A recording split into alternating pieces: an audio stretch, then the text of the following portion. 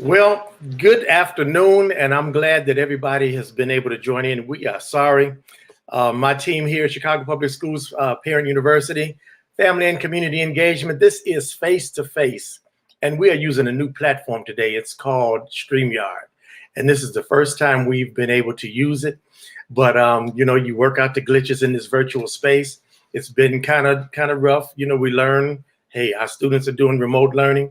And of course, they got glitches in the classroom and glitches on technology, glitches with Chromebooks. Today, the chief of this department had a glitch, okay? But we are really happy that we finally got on. Sorry for the delay, we hate starting late. We are tardy, so we did go to the office and get a pass. This is face-to-face here, and I am really happy to bring to you one of our guests today. Really exciting individual, doing a lot of great things. Larry Roberts has become a household name. And I should say Larry Roberts Jr., because there's another Larry Roberts, and Larry Roberts, both of them are dear friends of mine, the daddy and the son. But Larry Roberts has become a household name in the city of Chicago and surrounding suburban communities. With 4 locations, Larry Roberts Barber College has not only transformed the hair industry, but has also transformed the lives of so many young people who seek to live a better life.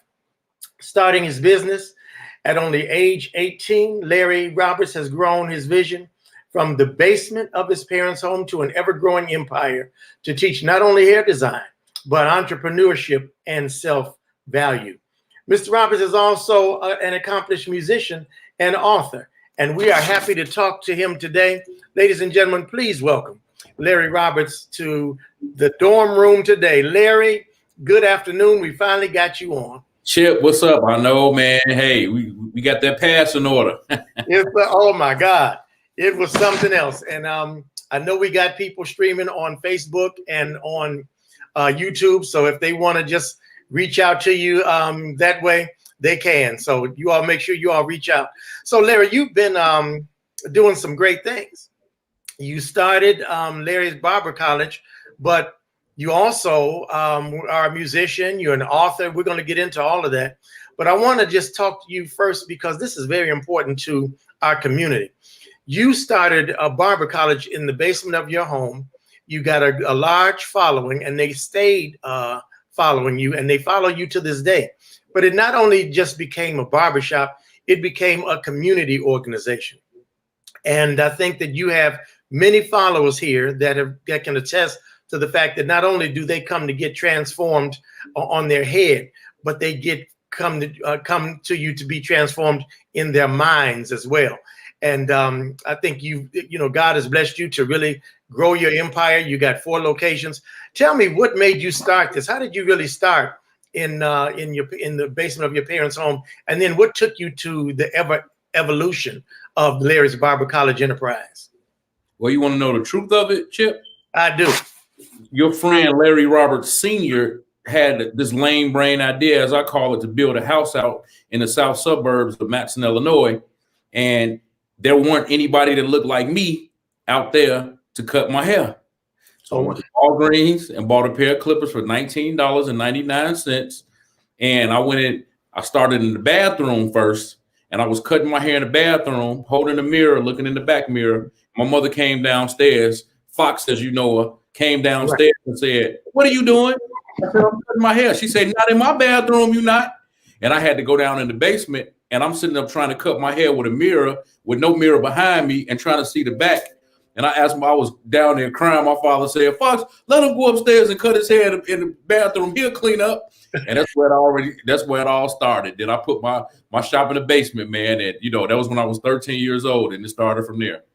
Wow. Well, I got to give a shout out to your dad, because of course fe's about as old as me, maybe a few years older than me. Yeah. But of course, he just like I did, grew up playing in the church, and of course he went on to pen different songs that a lot of our African American churches and Caucasian churches sing today. Yes, really made a difference in gospel music. But you said that you started it, but how did it evolve into where you saw that not only did you want to cut hair, but you wanted to transform lives? How did that come about? Well, to be honest with you, I always I lovingly say that my dad is my hero, right? So basically, my dad, my dad had me working in his restaurants when I was, a teenager. I was barbecuing ribs at 12 years old, in a big barbecue pit. Then, it eventually evolved into me, going over to the restaurant at 5, 6 o'clock in the morning, man, and make homemade hot links and homemade barbecue sauce and light the pit and light the steam table and change the grease on the fryers and all of that kind of stuff, man. So running my dad's restaurants, working 30, 40, 50, 60 hours a week. And he just really kind of put that sweat equity, in me when I was young, man. So I've always been the type of person that, I don't allow like anything. Like if I'm gonna do something, I'm gonna be the very best at it, man. So I know how to draw. So you'll learn that cutting hair is an art and it's a science. So because I know how to draw, and I was just very particular about the way I cut my hair. So the way I got clients was I told them, I said, hey man, you let me cut your hair. If I mess up, I'll pay you $3. But if I, do a good job, you got to pay me $3. So, nevertheless, I end up doing a good job. I never had to pay anybody that $3. And I eventually went up to $5. And then it got so inundated until I had to have one of my other buddies, Mike, from Yesterday's Jazz. He started cutting hair in my basement with me. So it was two of us in my basement cutting hair, man. We had the whole South suburbs. We had it sold up. So that's how I ended up getting into cutting hair like I did when I did. And I went to barber school at 17 and opened up my first barbershop at 19. I told my parents, this is what I want to do. So I had a half a day when I was a senior. I would leave school every day and I would go to barber school for the evening time. That's how I ended up getting into this profession. So what I really like about it is that you just not only look at the craft as an art form, but you look at it as something that has theory behind it. And as I was looking through your website, I see that you have units of instruction that you have actually crafted. And I know you might have done this with your team and everything, but that's one of the things that I really appreciate about the art of hair design is that you took it not only just from the chair, but you made it a theoretical, actually a subject matter. You provided content to it. You made it more theoretical. Because I see you have the theory of barbering, the profile of a master educator. You go into the practice of barbering, the methods of teaching, the teaching in a dynamic clinic. I mean, all of these things that, we would necessarily not think about. So maybe go down that route. So if I can share this with you, so you probably don't know what the red, white, and blue barber pole stand for, right? So the red, white, and blue barber pole, the blue is for veins, the red is for blood, the white is for bandages, and the ball on the bottom is called a basin. So we were doctors and dentists back in the day. It wasn't until later on in the 1800s when they separated the professions and you had a dentist, a doctor, and our professional barber name is a tonsuro artist. So what we do is very, very important, man. But I think that our postures inside of the barbershops and the beauty shops right now pretty much give people the option to say, that's not a real job when we're a $300 billion industry and we are economy proof. You know what I'm saying? So actually, what we do is very, very important, man. So, one of the things that I thrive on is just doing my best at showing people how important we are. That's why I always say, and I say this every time I speak, that we have to be careful that we don't allow our gift to take us someplace that our character can't handle. And I say that all the time. And also you have to go through in order to get to, but how you deal with what you go through determines how you come out. Reason being is because it's like a lot of people, like I used to start at 4 o'clock in the morning, Chip. I cut it at 4 o'clock in the morning, man, from sun up before the sun came up until the sun went down, man. And basically I used to cut between 25 and 38 heads every day. The most heads I ever cut in one day was 48 heads. But you can't teach people that. It has to be in you. I love cutting hair. I got the ethics, from my dad as it relates to working and stuff like that, man. And I feel like I'm just here to help show the people the importance of who we are, what we do, why we do it. And, you will never not need the hair care industry. You know what I'm saying? So, man, like we got a lot of great stuff going on in this industry. So how did you approach it, though, to put the theory behind it?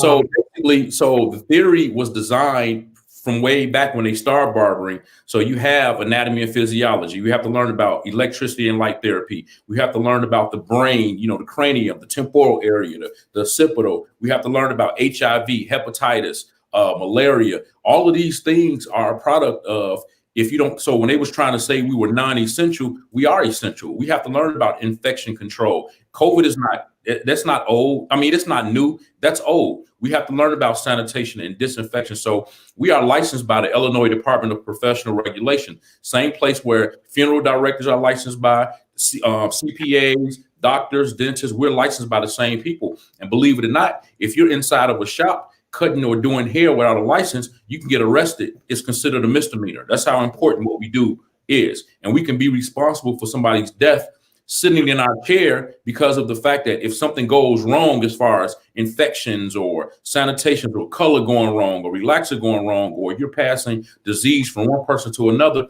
you can be responsible for somebody's death. So what we do is very, very important. And I'm here to help share that information and shed that light, and really train. It's more than a barber. One of my administration was talking about that earlier.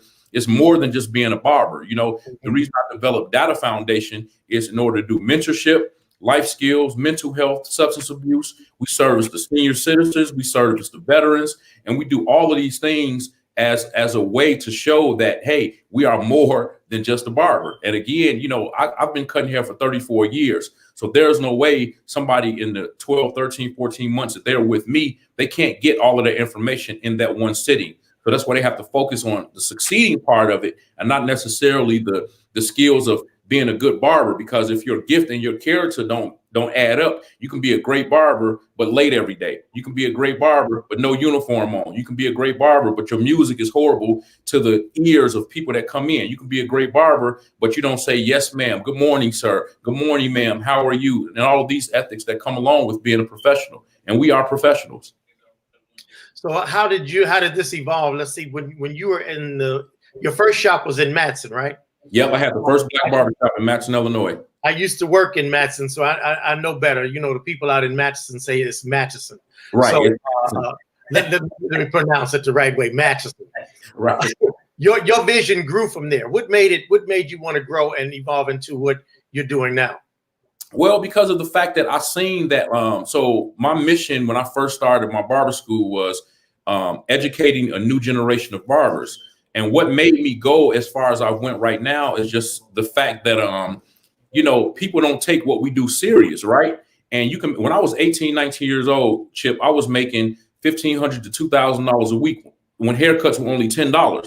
Now I know guys, you can't sit in a chair for less than $45, some guys, you know what I'm saying? So you literally can make $400 or $500 a day, if not more, and make six figures in a year if you do it right. And I was talking earlier about, but you have to give money instruction. Money has to have instruction. So if you don't know what it takes in order to have that money, then, you're pretty much doomed and set for disaster. So, but I had to learn the hard way. I took my money and I would change the rims on my truck. Like, I had a Blazer when I was 18. So I changed the rims like they was underwear on my truck, and I would lift it up and let it down to the ground and put sounds in there, take the sounds out, put an Alpine pull out in there, take the Alpine pull out.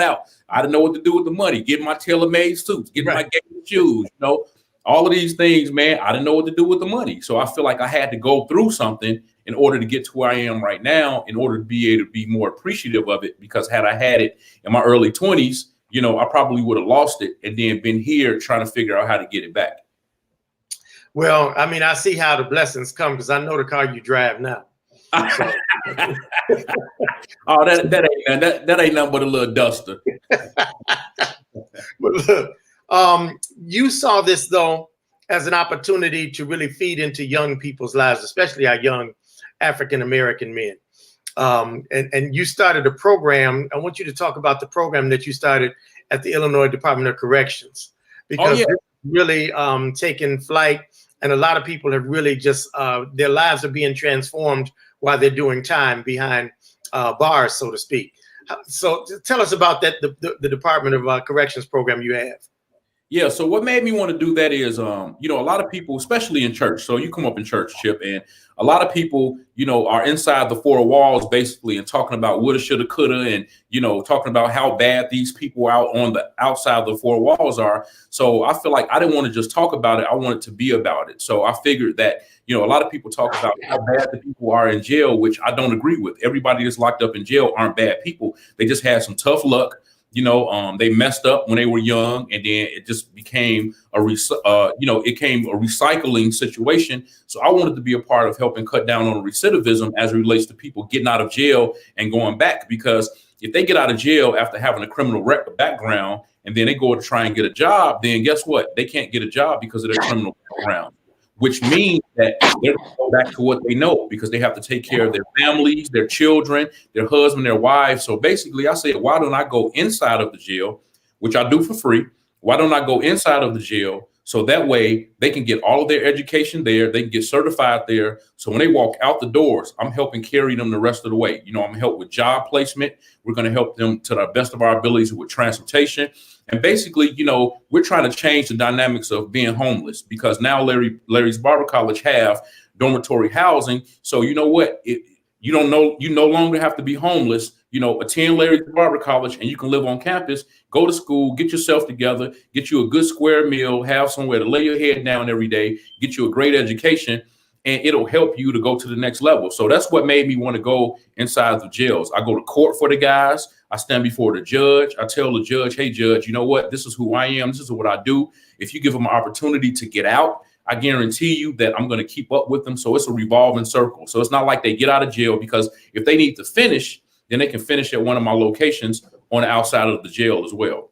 Mm-hmm. And now I'm in the Illinois Department of Juvenile Justice locations. I'm the first the only person inside of a Cook County, inside of a county jail. I'm ready to go in Kendall County Jail now, as soon as that's finished being approved. And I'm also in the Illinois Department of Juvenile Justice. In 2 of those locations, get ready to go in the 3rd location. I do all this for free, and I'm the first and only accredited program inside of a state facility. See, that's phenomenal. I didn't know about the campus and the resources that you provide. What other type of social services come along with that while they're on the campus?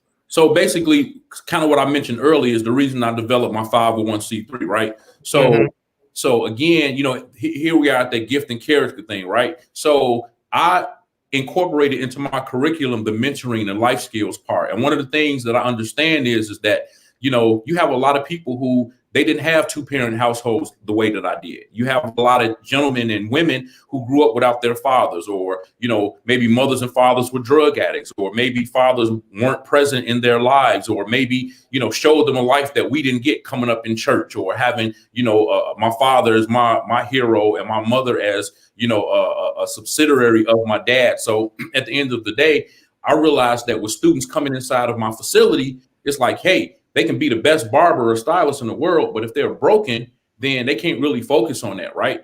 So it caused me to incorporate into my curriculum the mentoring, the life skills. You have people that deal with mental health. I wrote the book, Suicide is Not the Answer. That's real. You have people that deal with substance abuse, especially in this day and time, man. And I understood that veterans, they need help as well. And then senior citizen homes. So we do free services every 4th Tuesday of the month. Anybody, whosoever will, let them come. We go to the senior citizen homes. We service them. And we also, before COVID, we did the stand downs for the VA, for the veterans. We would do all of that stuff for free.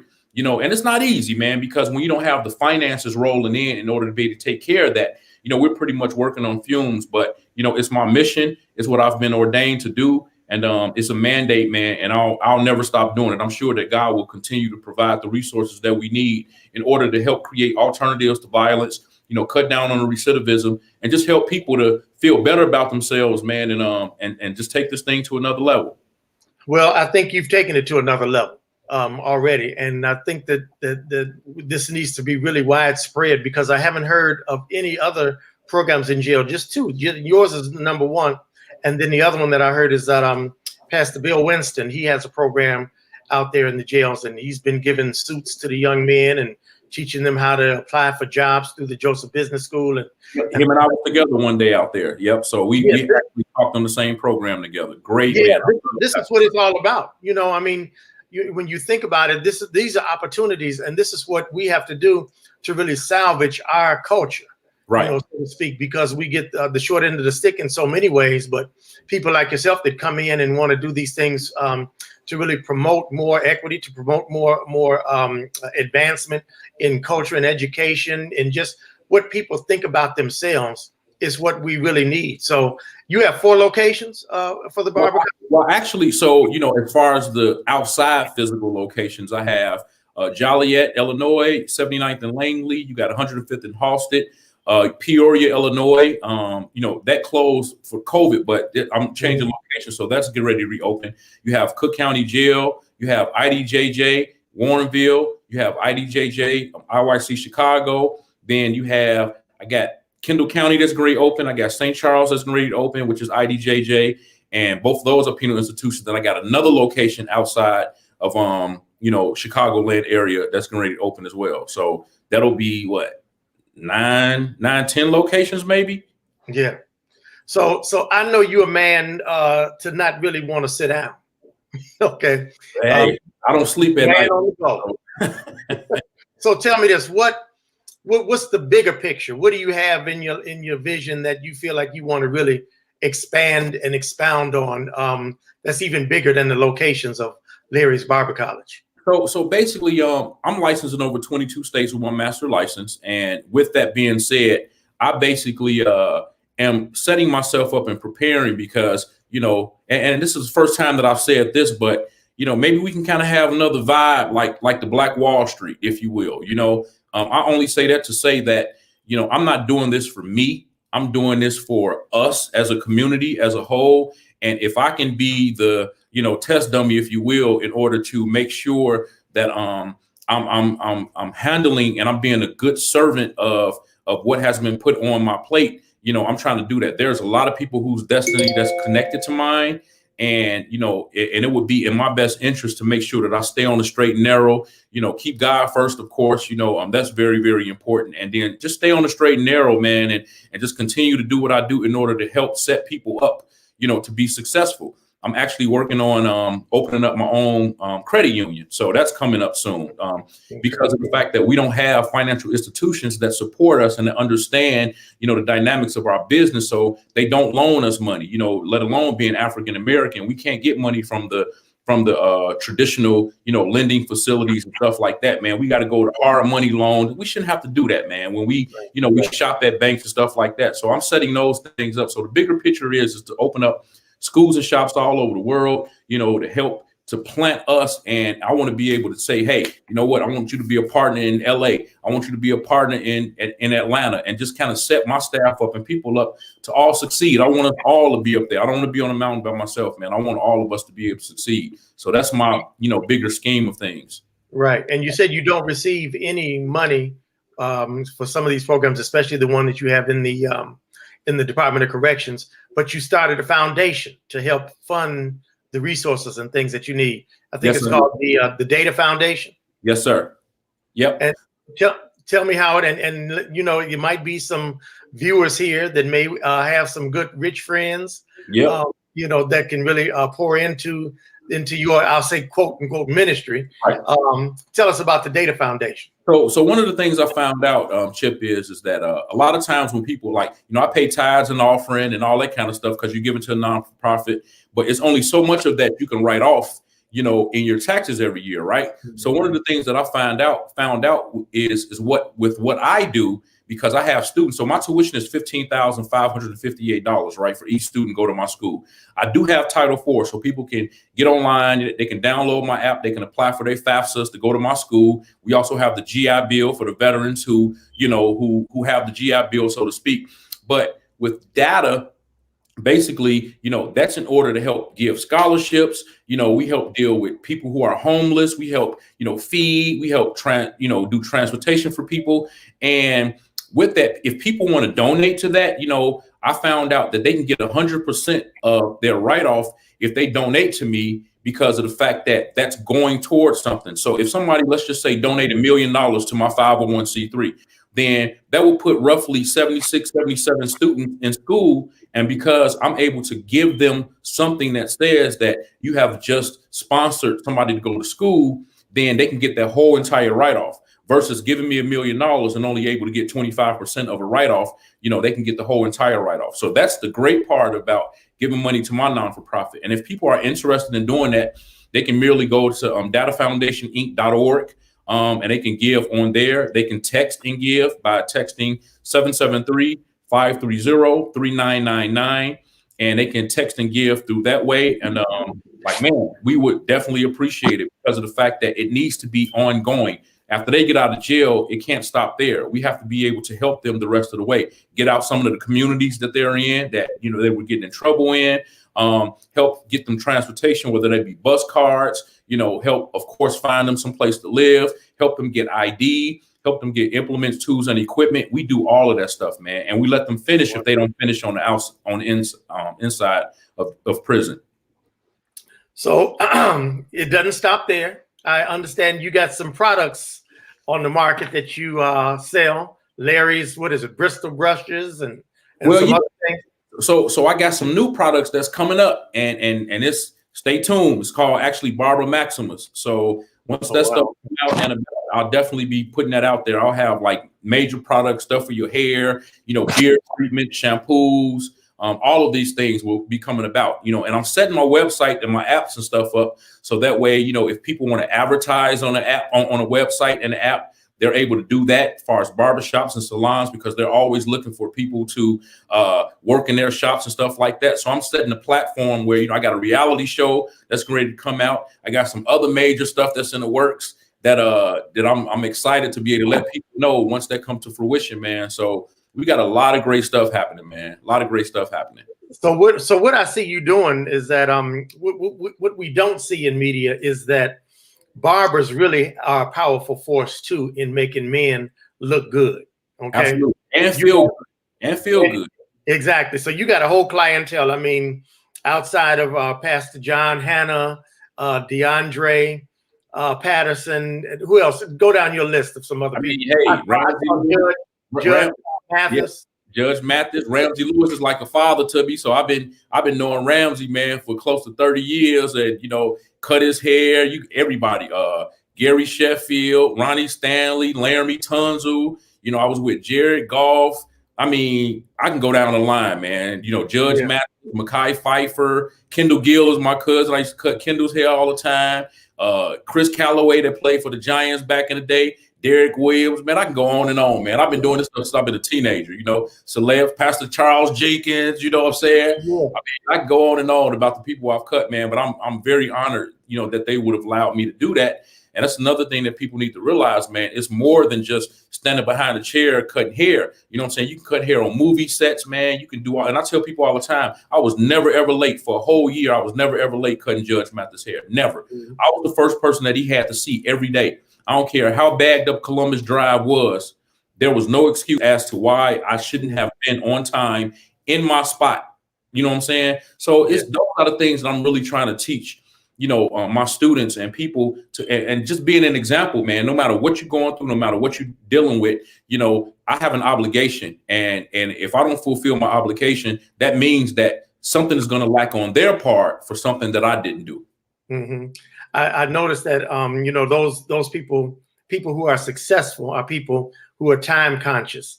That's why I was really slapping myself when we started late today. I hate starting late, but yeah, Judge Mathis. I just saw a thing on Netflix with Debbie Allen and her dance studio, and just how strong she was in teaching young kids how to dance and how to be professional and things like that. That's something that we don't really cherish in our community. We think that it's all right to come in and be late, or come in with a little swag and not really pay attention to what's going on. Success does not come easy. Right. You know? And so with the discipline and the practices that you give, it really helps to transform a life. Like I said, one of the things I was leading into is that, you know, you get all of the people who do females' hair, and, you know, you got Andre, who was doing Oprah's hair, and Derek, a friend of mine, he does Oprah's makeup, and this one does that woman's hair. I'm looking for the time when the barbers will become just as prominent and important to how good we make men look, or how good you make men look in your craft. And I think that you're on the path to doing that. Absolutely. And believe it or not, man, even though, you know, that's not as notable, but man, you know, I mean, you got Will Smith's barber, you know, I'm friends with Tyler Perry's, you know, old barber, like all of these people, man. So we, you know, we're responsible, believe it or not. Let's just give, for example, if Will Smith got a movie that he's doing, and if he has to shoot every day, The barber job is to make sure, like I would cut Judge Mathis hair sometimes Tuesday, Wednesday, Thursday, or Wednesday, Thursday, Friday. But on a movie set, and if you're doing that same scene, it's the barber's job to make sure that that hair look the same exact way the next day for that scene. Otherwise, they got to wait till it grow back because they don't want it to be off about anything. So what we do, man, is very important. Like even with these man units that they have now, that's not new. It's nothing but a toupee. So believe it or not, a lot of this stuff, man, is done by men as well. You know, like Judge Mathis' picture that's on like the buses and his all of that stuff. Those are pictures that I did. Like that's the same haircut that I've done on him that he's using as it relates to, you know, like what the photographs on buses and billboards and stuff like that, man. So, you know, we are important. It's just not as notable because of the fact that it might not be somebody like a Oprah Winfrey or somebody like that who's blasted all over TV and all that kind of stuff. But, you know, hey, we got to get it done. Don't you got to get your hair cut all the time, Chip? All the time. So guess what? So you should be a celebrity to your barber. All of my clients are celebrities. You know what I'm saying? Yeah. I don't just make a big eye on little you, because that client that's spending money with me every week is just as prominent as that celebrity who I might only cut once every blue moon. You know what I'm saying? Mm-hmm. It's about relationship, and everything can be transactional. So I make sure that I build relationships. Well, I have to give kudos to my barber. I'm just going to give him a shout out. He may see it and he may not, but his name is Eddie Davis over at the Hair Affair on 95th Street. He has been doing my hair since I was 12. Now you know what's funny? Hair Affair. Right? You talking about on 95th? And does it have steps? That is it like apartment building? And is it a family affair or hair affair? It was the Hair Affair. Mr. Anderson years ago owned it. Okay. And he died, and his nephew owned it now. It's right on the corner, right off the corner of 95th and Calumet, but it's been there for years. Oh, I know exactly what you're talking about. I know exactly. It's on the north side of the street. Yep. I know exactly what you're talking about. Okay. Yeah. Yep. I grew up in that neighborhood, and I mean, Eddie has been doing my hair since I was a teenager. Wow. So it's hard for me to let it go. Now, I want to get into a little bit more of a side of your life. Suicide is not the answer. Yes, sir. We have heard that during this whole COVID-19 experience, that even in my position here at Chicago Public Schools, many of our students are having a hard time dealing with their studies, dealing with themselves, dealing with family, and this COVID situation, with them not having been able to reach each other, touch each other, communicate with each other outside of being in front of a computer like we are now, has really increased the percentages of our suicide attempts and to some successful suicides. Mm-hmm. I'm sure that, you know, people, if they're honest with themselves, some people have probably thought about suicide at one time or another, even if it was just a fleeting moment. But sometimes it's not a fleeting moment. It's a serious moment for some people. You wrote a book about this because at one point you had contemplated suicide. And this book talks about your journey of how you overcame some of the obstacles that you went through, the child molestation, the failed marriages and things like that.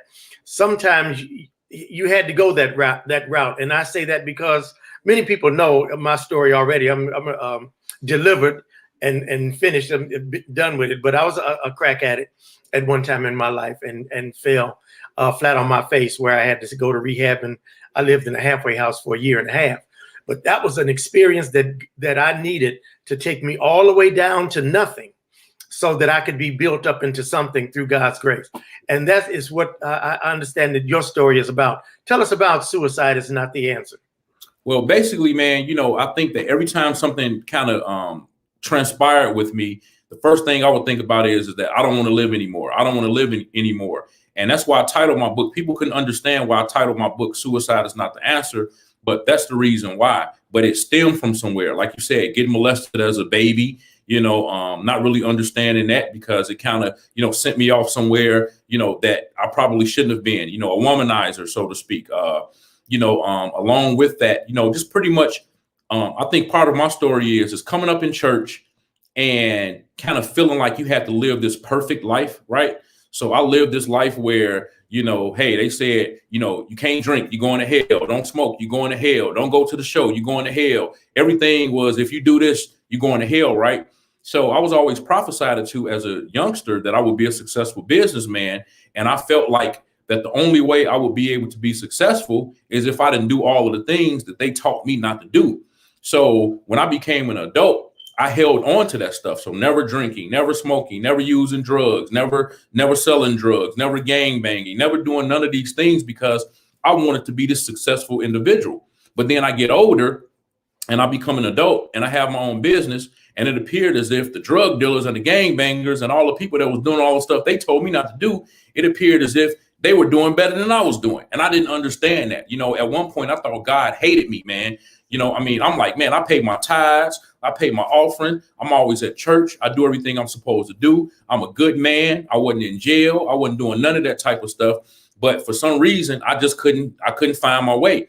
Man, that's why I wrote in my book that you have to go through in order to get to, and how you deal with what you go through determines how you come out. And basically what that means is that, God had, to whom much is given, much is required. And I just wasn't ready at the time to obtain, what it is that God had for me. So therefore I had to go through those things, but I just didn't understand it. So I fulfilled all my obligations every single day. I never missed a beat. I always dressed up well. I always smelled good. I always, drove a nice car and went to work and work all day, make sure everybody else and everything else was taken care of. But then I would come back home and be balled up, like a baby in darkness, because I was depressed and I didn't understand. And I would call people and tell them, hey, I need your help. And people like, oh, Larry, you good, man. Or people like, man, just pray about it, you'll be okay. But I told them, no, this is serious. But people didn't understand. So it took me 10 years to write that book. And I come to find out is that I really didn't understand. I didn't understand why suicide wasn't the answer until I actually dealt with suicide, actually in my third marriage, because I felt like, God, like, what is it that I'm doing wrong? But one of the things I did is, it's okay to go and get help. Go to counseling. It's okay. I went to counseling and they helped me to revisit. Okay, come on, let's go back in your life. Let's see what's going on. I had to forgive the person that molested me. I had to, you know what I'm saying? I didn't think anything about it, but I had to let that go in my spirit in order to be able to go forward, because I had to, pretty much say, hey, this is what happened, but I'm burying that, I'm destroying that, no. And it caused me also not to be judgmental to people who might have went through the same thing, but they might have went another direction. I went this direction, but me not knowing or somebody else not knowing, they prejudged them all, man, they this or they that, but you don't know their life and their stories that they went through. So at the end of the day, with suicide, it's like, when people think about suicide, think about it. People, if you're not really, really like physically mental and dealing with suicide, basically it's just a cry for help. It's because nobody wants to off themselves. Nobody want to, blow their brains out or slit their wrist or go jump off a bridge. Nobody really want to do that. Thinking about, man, I'm just going to kill myself early, or, I'm going to hurt myself and taking a chance. Nobody wants to do that. But the fact of the matter is that I know I played my funeral in my mind. I imagine people saying, oh, my God, I wish I would have helped him. I should have helped him, this, that, and the other. And that was me saying, now they wish they would have helped me, but they didn't. So now, I'm deceased. I committed suicide. So now what are they going to do? But I would have been hurting anybody except for myself, man.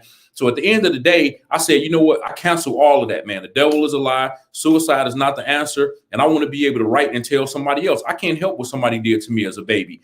But at the end of the day, you know what I'm saying? I want to be able to tell my story. And I've been all over. I've been to Noel Jones Church telling my story, Freddie Haynes, here in Chicago and a lot of other different places. And I'm going to always use my platform to tell that story, because believe it or not, there are some 40, 50, 60-year-old men that came up to me crying, saying, young man, thank you for your story. The same thing happened to me. I've never told anybody. And they got their healing, deliverance, and they were set free right there on the spot. I had women inbox me saying that, hey, man, my mom's husband used to have sex with me, and I didn't know what to do about it. But thank you for telling your story. I just got delivered. I've had women say, hey, my mom's brother used to have sex with me. I read your book. You know what? I'm going to tell my mother right now, this is what happened to me. I'm talking about grown women, grown men, man. So basically, suicide is not the answer, man. It's definitely not the answer. And we put on these fronts, You know, you got young people, man, that it happened through, you know, with all the time. You got these young people who they on social media and they putting on this front like everything is so, you know, hee ha ha. But then when they get off of, they pulling their wigs off and pulling the fake nails off, but they trying to keep up with Bobo and Susie. And then they get forced into feeling like they're not worthy and they end up committing suicide. You know what I'm saying? So we have to talk about these things. We have to go and get help. We have to go. You're not crazy if you go and sit down with a counselor, somebody to help mediate, you know, what's going on in your life and help you get to the next level, man. So, you know, suicide is definitely not the answer, man. I've been married 3 times. Is it because I'm a bad guy? No, but it's because of the fact that you come up in church, you want to do the right thing. You want to marry the person that they feel like is cute for you. And, you know, you're equally yoked and, you know, she sing and you play and it ain't about that, man. You know what I'm saying? We don't want to go to marriage counseling. We don't want to do a lot of these things, man. So, you know, feeling like my business has failed, but guess what? I had to take accountability. You don't go and buy a BMW and you can only afford a Grand Am. And then when Repo Man come, you want to blame God. No, it's your fault. You knew you couldn't afford the BMW. You shouldn't have bought it. That's why the Repo Man came. So we have to also take accountability too, Skip. What do you think? What do you think the church needs to do more of to really help us here? Because you know, unfortunately, a lot of these things happen while we're in church.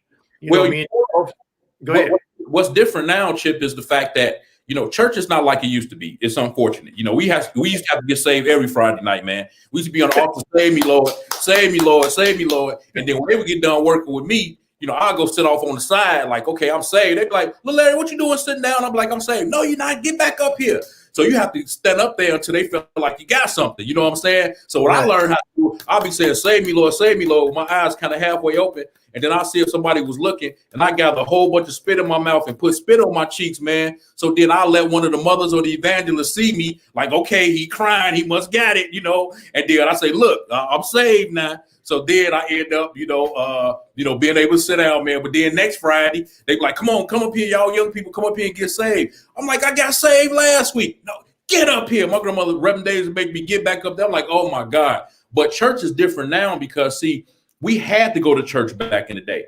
But now the children and youth, they have choices, man. They can watch anything on TV. You know, we used to hope and pray that my parents left that key in that on TV box, man. Or we used to hope and pray that somewhere another of them squiggly lines on the cable box would just get would unfreeze for like 5 seconds. You know what I'm saying? So, right.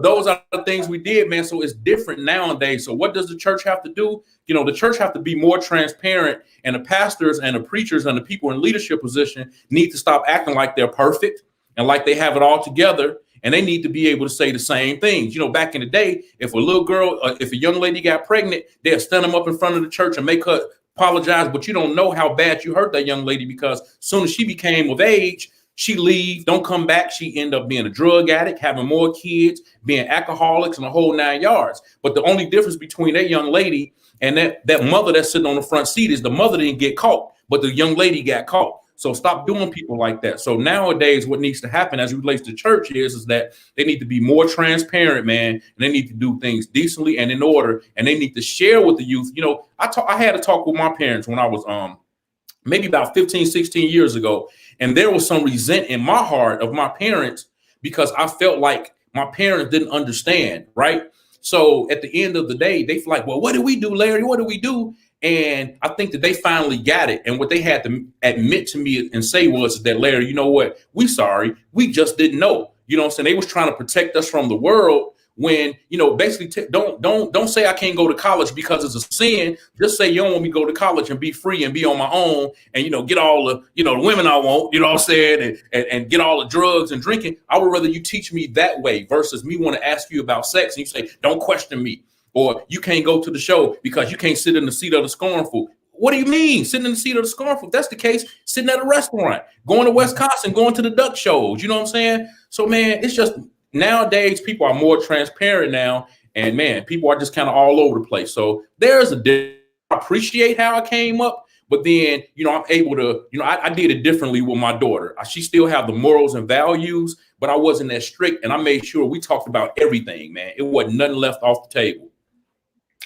You know, this is really good because our parents, they often look for resources. They look for things that they can do to help their children, but sometimes they don't know how to communicate with them. And so the child is left to its own devices. So this is really great for our parents to even hear how to support their children through all of this. So you got locked up in jail feeling and everything, but look where you've come from. Look where you've come from. How did your parents, how did they feel when they saw you getting ready to go to another level from where you came from? You know what? My parents, I will say those are my biggest support systems. My parents are so proud of me, man. They're really proud of me. You know, every time something used to go wrong, my mom was like, Larry, well, that's because you need to get saved. You need to be saved. And one day I had to tell my mom, look, Mom, you know what I'm saying? I am saved. You know, first of all, being saved is just confessing with your mouth that Jesus died for your sins. That's the first thing. But secondly, I'm like, you guys raised me well. So you don't have to worry about me being out here doing anything I have business doing. You know, because I have a headache don't mean I need to be saved, Mom. Because things are going wrong don't mean I need to be saved. I had to go through these things in order for me to get here. So that way I would know how to handle it. Again, to whom much is given, much is required. So they are my biggest support systems, man. I enjoy making them proud. But my biggest thing is that, you know, like my dad, of course, he's a man before anything. He's retired, but of course, he's still doing stuff, you know, that he want to do. But my mission is to make sure that my parents don't want for anything, man. So I work now in order to make sure that anything they need, I got them, because that's what they did for me, man. You know what I'm saying? So that's where I am with it. They're my biggest support systems, period. Now, Larry, did you say you have some type of inroads into Chicago public schools? Are you trying to work with the high schools, or do you work with some of our high school students that maybe come to the college or anything like that? So I do work with the high school students. I also work with Truman College. I don't know if you know Dr. Jackson up at Truman. Yeah. I'm actually an adjunct and I'm a consultant for Truman College. So we helped them merge a barber school into the cosmetology school up there as well. So I'm very active up there, along with, especially before COVID, but now we just more like Zoom and visuals or whatever. So I'm helping them build that out. But then I'm actually going to put a barber school inside of Dunbar's high school. I have a school going inside of there, the one on King Drive, and that's pretty exciting, you know what I'm saying? And it's kind of like a thin line legally as it relates to the high schools and colleges and stuff like that, you know what I'm saying? But nevertheless, you know, we have a recruiter. His name is Mr. Lloyd McWhorter, and he's our recruiter for Larry's Barber Colleges. So his job basically is to, you know, fill up the schools for every month, and when school, you know, classes and stuff like that start, you know, and so he kind of go, you know, to the schools to the best of his ability right now, considering that COVID is going on. And, you know, we try and get the students from high school, because a lot of people now, man, they're not going to college, you know, so, you know, he basically trying to get them in, you know, where they can kind of do hands-on. So if we can get them to fill out their FAFSAs as seniors, or kind of do some type of vocational program, you know, when they're 16 years old, then we try and go that route as well. And then if we do a vocational program, then that's where data will be able to pay for them to go to school. So that's why we kind of need money on data as well, to pay for them to go to school, you know, when they can't apply for financial aid, because they have to have a GED or high school diploma in order to apply for financial aid. Now, in your curriculum, when you're doing your training in school and things like that, you know, of course, barbers have to train and they have to go out and they have to get a job. Do you show them how to go out and research shops that they really want to be at or should be at? Because, you know, everybody shouldn't be in just anywhere, right? So do you kind of guide them as to what to look for when looking for a shop or a chair to rent? And then after that, do you take them through maybe a course of business a language in terms of looking at how they can open up their own facility and start their own business? So part of my curriculum, Chip, because of the fact that I started out so young, even running my dad's restaurants as a teenager and having my own business so young, and I've always been a proactive one. Like I always do stuff prematurely. Like, you know, I hate to admit this, but at one point, you know, like, man, I want to be like Donald Trump, man. But that was about 100 years ago. You know what I'm saying? When we thought that he was end all be all before the, you know, Warren Buffett's. And so nevertheless, I don't even say his name no more. Lord, forgive me for saying his name. But but at the end of the day, that's a part of my curriculum, right? So what we do is we pretty much, you know, we teach how to write resumes. We teach how to do business plans. And because of who I am and what I do, I make sure that it's a mandate that we teach them how you can be your own corporation. If it's just one person, you know, like during COVID, if they would have had a corporation and if they would have been paying themselves, you know, at the end of the day, then they could have filed for unemployment through their corporation because they would have been paying themselves, getting taxes and stuff taken out and getting Social Security. So basically, I teach them how to set themselves up so that when they done cutting hair, then they can retire, man. They can get Social Security. They have a pension. They got 401k. They got all of these things going on because they set themselves up prematurely. So nevertheless, yes, I do. I teach them all of those things, man, because I want them to focus on succeeding, not being the best barber, but succeeding and all of that other stuff that come along with it. So I got some feeds coming in, and people are really interested in knowing some more of the information for the school. I just created a banner. Actually, one of your team members probably did it. That's my financial aid director, Miss Marnice Osborne. She's okay. Yep. She's my financial aid director. So she's the one who, do the financial aid and, do all of that stuff, the GI Bill. She handled people moving into the dormitory housing and all of that stuff. So if they're interested, they can call that number, or they can download our Larry's Barber College app, which is so dope. It's amazing too. They can download the app and they can click on there, and then they can fill out their FAFSAs. And we have kind of like a stream as to what it takes in order to get that. And then what will happen is Mr. Lloyd McWater would then get their information, and then he will call them and schedule for them to come in. You only have to put $100 down to come in. Financial aid will pay for it and take care of the rest. And if you're interested in dormitory housing, we only have a few spots left, man. So you got to get in there. And my dorms, man, they are fully furnished. I fully furnished them. I mean, they got stoves, they got air fryer, microwaves, they got utensils, forks, spoons, cups, plates. Only thing they got to do, man, is get some groceries and cook. That's all they got to do. And I'm sure with your vision and the visionary that you are, they'll pretty soon have their own cook. Oh yeah. They'll have their own cook. Yeah, like my daughter, she's a certified, celebrity chef. So, maybe I can have her cook sometime. You know what I'm saying? So give your team members a shout out. Who do you have working with you? Man, okay, so we have, of course, me, myself as the CEO. Then we have my COO, which is Mr. Adam Farmer. He's amazing, man. Like he's a part of everything that I've always been trying to put together. So Mr. Adam Farmer. Then we have Miss Marnice Osborne, which is our financial aid director. But she's I lovingly say she's my everything. I mean, anything I need done, she's going to do it. She going to serve food. She going to drive the bus. She going to do it all. Miss Cassandra Harris, she's our district manager over all of the locations. Then we have Mama Lewis, as we affectionately call her. She's my partner, Corey, out in Joliet, Corey Lewis. So that's my partner. And that's his mom. So she worked with us, my buddy, Corey Lewis. And then we have all of our instructors. I'll be to miss somebody's name if I tried to say the instructors, but we have those. And who do we have? I mean, we have a big staff, man. We have over 20 something people on our staff, and I have a day reporting center too, Chip. So my day reporting center, yeah. So I have a mandated program that I have a grant with the state where they mandate youth to me. So my job, so I have one of those in Peoria.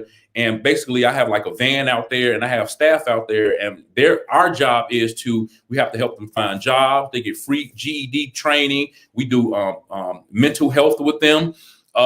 We do all of these things. We feed them. We give them COVID kits and all of that kind of stuff to make sure they're good. We go and pick them up every day. We drop them off every day. We have a center that they go to, and we pretty much help them find jobs. We just help them, man, to become better people, man. If they want to go to barber school out there in Peoria, then they can go to barber school. So we got it wide open for them, man. So I'm trying to do everything I can, man. But, running on fumes and not really having the money you need, you know what I'm saying? It can be difficult. But again, God got us, man. So yeah, we good. Yeah, that's why you're so successful, because you always got the next thing. And keep on going. I like that. So, people may not notice about you, but you also grew up in a musical household. And you also play keyboards and you play drums and some other things. You worked with some very amazing talent.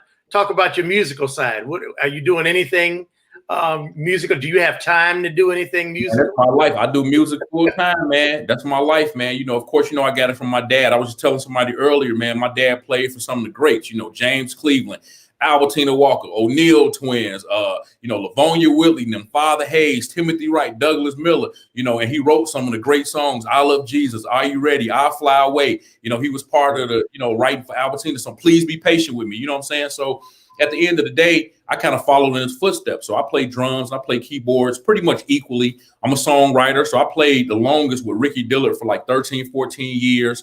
I have songs on his records. I played drums for him for years. And I pretty much traveled the world, man, playing for, a lot of other people I've had the opportunity to play, for either coming in town or going out of town, man. So, I love it. It's my life, man. I'll never give it up. Haircutting, like business and music is hand in hand for me, and music pretty much helps me to kind of find my balance, man, because I just love to do it, That's it. So I love it. So what kind of advice would you give to parents who are looking for career choices for their children?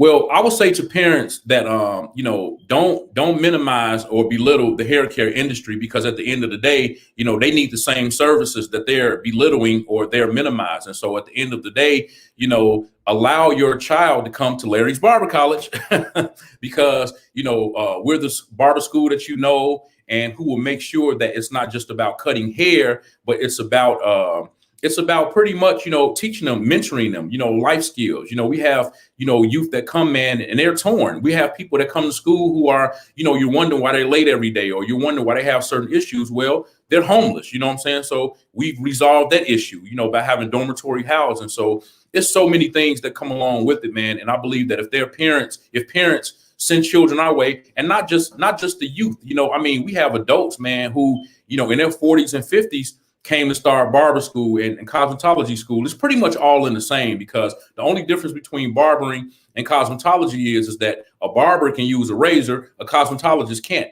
So I advise, women who already know how to do hair, instead of going to cosmetology school, come to barber school, because then they end up going to cosmetology school, graduating, but then wanting to know how to cut men's hair, end up having to come into barber school to cut men's hair, versus coming to barber school and you get it all, but you get more hands-on cutting men's hair, but you get to do women's hair as well. And then you got one up on the cosmetologist, that you get to use a razor, and the cosmetologist can't legally use a razor to shave and do razor liners and all of that kind of stuff, man. So basically, man, send your youth our way, whether they a senior in high school or, vocational program, they can pay out of pocket, or somebody who's an adult and feel like they want to do a career change, man, you can make six figures in this industry. The oldest, so she just said the oldest student was 62 and she's still cutting. Absolutely. So, man, it's room for everybody. It also says that it's a multi-million-dollar industry. Yes, absolutely. It's $300 billion industry. So it's on point. So I know you may not want to divulge a lot about this, but I did hear that you have something coming up with an upcoming partnership with one of the world's largest global retailers. Absolutely. And so we have to be a little secretive about that. But right. The flip side of it is that I'm excited that I will be having a business later, like early part of next year, in a major chain retail store. We're excited about that, and it's going to be a great opportunity, Chip, in order for us to pretty much, set our students up and have them working in a different environment, but with some professionalism. So we want to be able to show people that even though we're tonsoro artists, barbers, that we can still be professional. And like I'm interviewing right now from my media room, right? So like I'm a barber school, like I'm the first at a whole lot of stuff, right? So I have a media room, man, where we have cameras, we have devices, we have televisions, we have everything we need, man, in order to be able to just create and stay in tune and stay abreast of everything that's going on. So that way time won't leave us behind. You know what I'm saying? We stand on top of everything that we need to do. So, whatever it is you want, we got it. That's the slang way. We got it. We got it. The next thing. The next thing, absolutely. Well, let me ask you this, Larry. What would you leave as you've just become a positive role model to so many? What lasting words would you want to leave to our young people as they contemplate on their next role in life and what they want to do? I mean, there's so many things out here. What kind of advice do you want to give our young people today? So, I think I can sum it up in just a few mission statements or a few affirmations, basically. And those affirmations would be, something that I always say. And I always say, we got to be careful that we don't allow our gift to take us someplace that our character can't handle. What does that mean? Basically, don't be good at something, very, very good at something, but because you aren't mature enough, that's your character, because you're not mature enough, you can't handle what you're very good at because you're immature in being able to handle that, right? And also, understand that, I did this. I was on a panel with a bunch of superintendents and people from the city colleges, and I have gave this saying about pizza, right? So if you warm pizza up in the microwave the next day, you put it in the microwave, the bread is going to be soggy, the cheese is going to be sticking to the plate like unusually, and it's just not going to taste good, right? But see, a lot of us want the microwave day age, but I'm from the school where you preheat that oven and you get that oven where it needs to be, and you get some aluminum foil or a pan and put that pizza in there. And when you pull a pizza out the second day out of the oven, then you got that the same vibe almost that you had from the day before. But we want stuff so quick. So I said all that to say that you have to go through in order to get to, but how you deal with what you go through determines how you come out. So in that period of going through, it don't mean that you should stop or give up or be mean or just change your posture. Keep doing what you're doing, because you have to go through that. Where do diamonds come from? It comes from coal being pressed. Where do oil come from? It comes from that olive being crushed. Where do wine come from? It comes from the grapes being crushed and smashed and all that kind of stuff. So who are we? We aren't exempt, but we don't want to go through anything. We want stuff right away, and it just don't happen like that, man. That's part of why I dealt with suicide and all that kind of stuff. But until I understood, and we have to be willing to talk to people, let people know what's going on, and hurt people, right? So I would say those things, man, and we just got to be careful that we don't allow anything to interrupt our peace. What does that mean? You know what I'm saying? Hey, I might not be a drinker. I might not be a blunt smoker. But at the end of the day, if you're an adult and you choose to do adult things, do things decently and do them in order, not in your car and doing this while the police looking out his car down at you. And then when they pull you over, then, you say, man, you always mess with me. No, you should have waited till you got home to do that, if that's the case. Right. You know what I'm saying? So there's a lot of things that we do that we allow people to interrupt our peace. But I would say, don't let nobody interrupt your peace. Soar high. You're an eagle. Don't hang with chickens. And you got this, man. We good. That is good. Ladies and gentlemen, we have been talking with Larry Roberts Jr., and this has been a real eye-opening conversation. This is part of the face-to-face virtual classrooms and workshop sessions. This is what I call the dorm room, where we just have very intimate conversations with people who are making a difference in the lives of many. So, Larry, I just want to thank you for being a part of this. Thank you for having me, Chip. I really appreciate it, man. Thank you so much. I appreciate all of the viewers that have been part of our stream, and they've been giving you shout-outs all the way. You can see this on Facebook and on YouTube.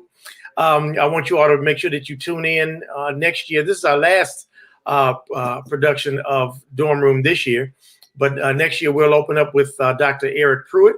We'll talk about the high school strategy that we are getting ready to roll out in Chicago Public Schools, and what's going to be good for your children as they get ready for their post-secondary and college and career opportunities. Maybe one day they'll be a barber. That's right. Exactly. A Tom artist. Let's get that right now. A Tom artist. Right.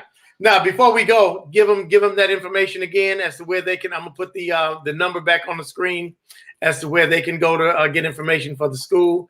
But you said you got the app, and you got the email address. Yes, sir. So we actually asked my niece if she could put that in the chat, and I'll put it on the screen so we can see that. Yes, sir. So basically, they'll be emailing. Well, if they go to the website or the app, they basically can click on the information there, and our back end will get it. So Mr. Lloyd McWhorter, he'll get the information along with if they're interested in being instructors, for Larry's Barber Colleges, then they can email hr@larrysbarbercollege.com.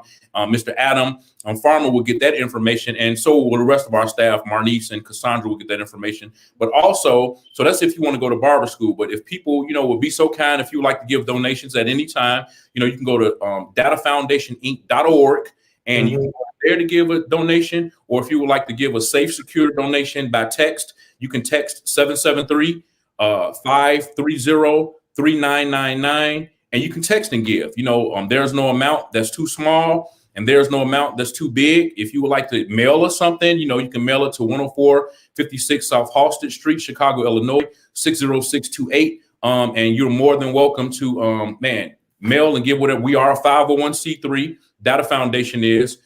We are 501c3. And again, like I said, if somebody wants to, if they need to write off for the rest of the year, they want to give us that $1 million or $5 million or $10 million, man, send it on in. And I guarantee you they'll be able to get the full write-off because of the fact that we have somewhere to implement that money for the students who can't afford to go to school. We can pay their way through school and they'll be fine. And I really thank you for allowing me to have this platform on today. This was an amazing interview, and man, I look forward to maybe coming back on one day, and we man. Absolutely. Have you back on, and then I want to be able to showcase some of your work that you've done. Maybe even come and get some live shots of you in session with your instructors teaching, and of course you being the master instructor. I'm sure you got a whole lot of professional development that you do with your staff. So absolutely, it's amazing. Stay tuned for our reality show. We're doing a documentary as well for the guys, once in jail, but out of jail. And then we're doing, I have a reality show, Barber. So it's Larry's Barber College, kind of around that. So we got some pretty exciting things happening. So stay tuned, Chip. Yeah, I definitely will.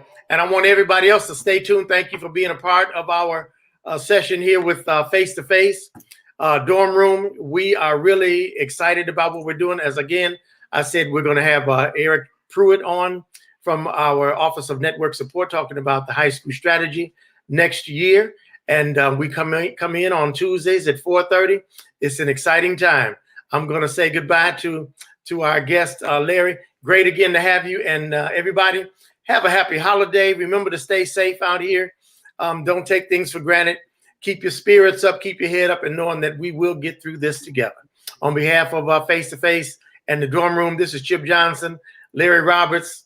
Peace. You all have a great holiday. Thanks for tuning in. You as well. Thank you.